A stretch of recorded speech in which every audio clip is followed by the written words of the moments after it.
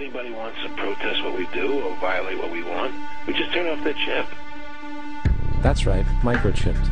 In 2005, Congress, under the pretense of immigration control and the so-called war on terrorism, passed the Real ID Act, under which it is projected by May 2008, you will be required to carry around a federal identification card, which includes on it a scannable barcode with your personal information. However, this barcode is only an intermediary step before the card is equipped with a VeriChip RFID tracking module, which will use radio frequencies to track your every move on the planet.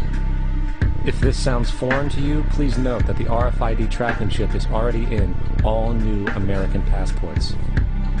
And the final step is the implanted chip, which many people have already been manipulated into accepting under different pretenses. We have a Florida family who are really pioneers in a brave new world. They have volunteered to be the first ever to have microchip identification devices implanted into their body. After 9/11, I was really concerned with the security of my family. I wouldn't mind having something planted permanently in my arm that would identify me.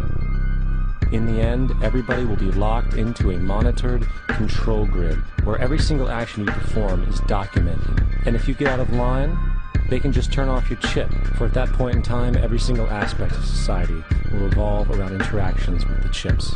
This is the picture that is painted for the future if you open your eyes to see it. A centralized one-world economy where everyone's moves and everyone's transactions are tracked and monitored, all rights removed. The most incredible aspect of all, these totalitarian elements will not be forced upon the people. The people will demand them. For the social manipulation of society through the generation of fear and division has completely detached humans from their sense of power and reality. A process which has been going on for centuries, if not millennia.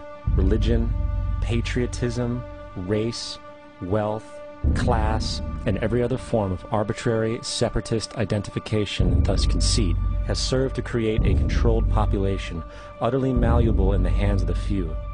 Divide and conquer is the motto, and as long as people continue to see themselves as separate from everything else, they lend themselves to being completely enslaved.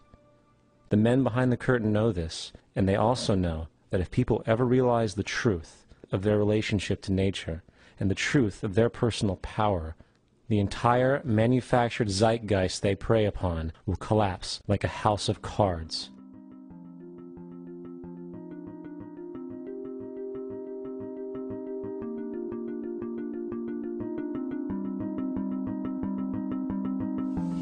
The whole system that we live in drills into us that we're powerless, that we're weak, that our society is evil, that it's crime-ridden, etc., and so forth. It's all a big, fat lie. We are powerful, beautiful, extraordinary.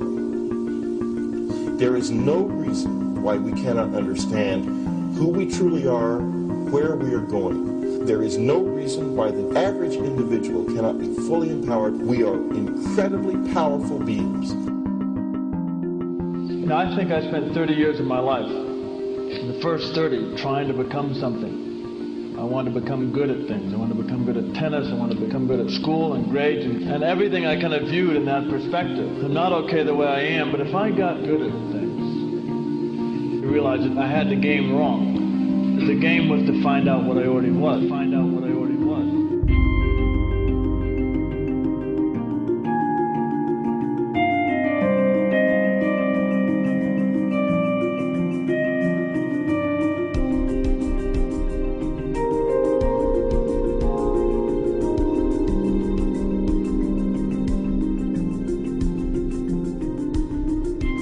Now, in our culture, we've been trained for individual differences to stand out.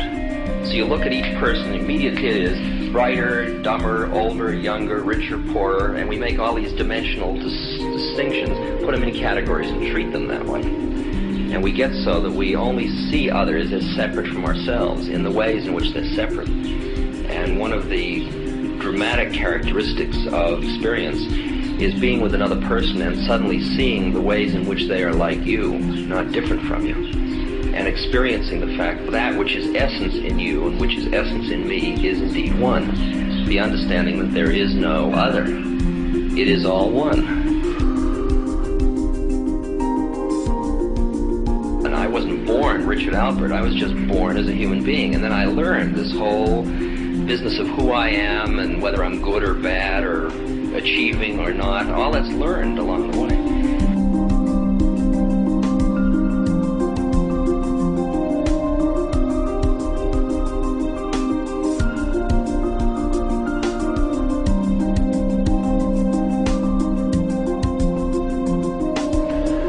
The old appeals to racial, sexual, religious chauvinism, to rabid nationalist fervor are beginning not to work. A new consciousness is developing which sees the earth as a single organism and recognizes that an organism at war with itself is doomed.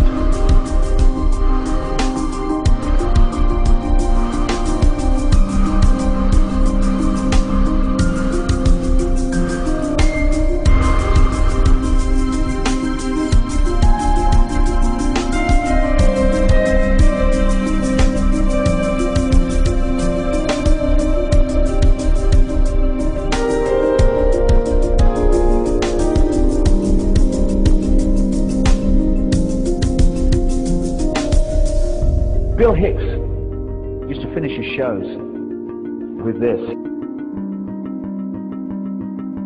Life's like a ride in an amusement park. And when you go on it, you think it's real, because that's how powerful our minds are. And the ride goes up and down and round and round. It has thrills and chills, and it's very brightly colored. And it's very loud, and it's fun for a while. Some have been on the ride for a long time, and they begin to question, is this real, or is this just a ride? And other people have remembered, and they come back to us and they say, hey, don't worry. Don't be afraid ever, because this is just a ride. And we kill those people. Shut him up. I've got a lot invested in this ride. Shut him up. Look at my furrows of worry. Look at my big bank account. My family. This has to be real. It's just a ride. But we'll kill those good guys who try and tell us that. You ever notice that? And let the demons run amok?